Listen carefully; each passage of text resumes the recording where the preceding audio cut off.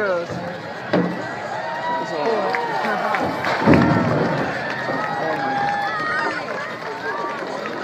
Look at that, he is on the move. He has found the adrenaline thanks to Toledo, Ohio. He is sprinting. He is doing it alone. He is doing it with one manpower. He's looking at that pilot.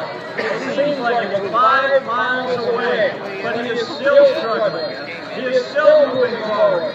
He still has stamina. He is alone. So here's where you need your encouragement. Toledo, get louder than you were before.